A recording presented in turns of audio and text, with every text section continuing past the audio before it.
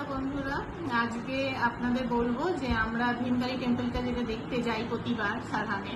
তো ভীমকালী টেম্পলের ইম্পর্টেন্সটা কি? Actually Bhimkali temple হচ্ছে 51 সতীপীঠের মধ্যে অন্যতম।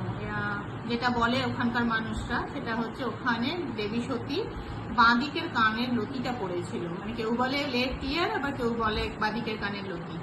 তো ভীমকালী টেম্পলটা অ্যাকচুয়ালি 800 বছরের পুরনো, এখনো অবধি মানে এতবার গিয়ে আমি যা জেনেছি, এবার অনেকে বলে 1000 বা 1200 বছরের পুরনো হতে পারে।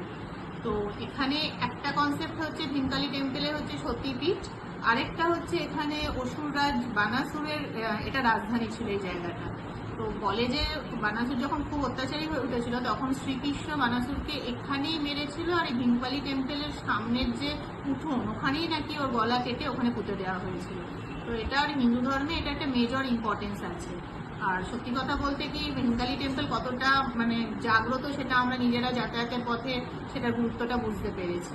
তো আমরা প্রথমে যাব হচ্ছে ভীমকালী টেম্পল, মানে রামপুর থেকে বেরিয়ে প্রথমে যাব ভীমকালী টেম্পল। ভীমকালী টেম্পল দর্শন করে নেমে এসে আমরা যাব সাংলার উদ্দেশ্যে। পথে পড়বে আবার তারান্দা ঢাল। তারান্দা ঢাল বলতে যে জায়গাটা আপনারা যারা কিন্নরের রাস্তা আগে দেখেছেন বা রিলে দেখেন, মেইন যে ওই ছাতার মতো যে রাস্তা কাটিং করে যে রাস্তাটা, ওই রাস্তাটা সব থেকে ভয়ঙ্কর রাস্তাটা যে জায়গাটা, ওখানটাই তারান্দা মাতা টেম্পলটা তৈরি করা হয়েছিল।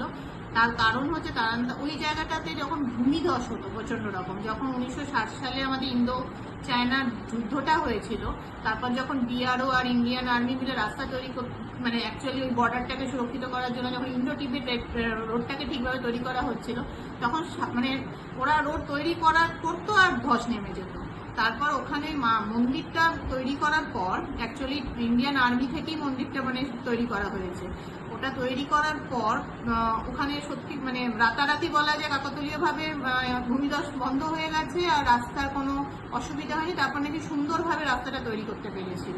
তো এখনো মানে আমি যতবার যাই দেখেছি ইন্ডিয়ান আর্মির কোনো কনভয় গেলে সবসময় ওরা ওখানে নেমে প্রণাম করে, ভোগ চড়ায়।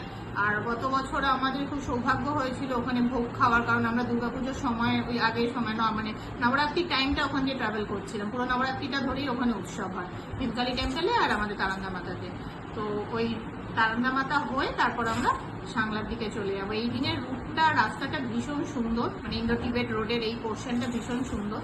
তো মোটামুটি এইটা আমাদের এই দুই মন্দিরের ইম্পর্টেন্স এটা। এরপর তো আমরা সাংলা যাব, চিটকুলাও মন্দির আছে, সাংলাতেও মন্দির আছে, সেগুলো নিয়ে আমি পরের ভিডিওতে আপনাদের বলবো।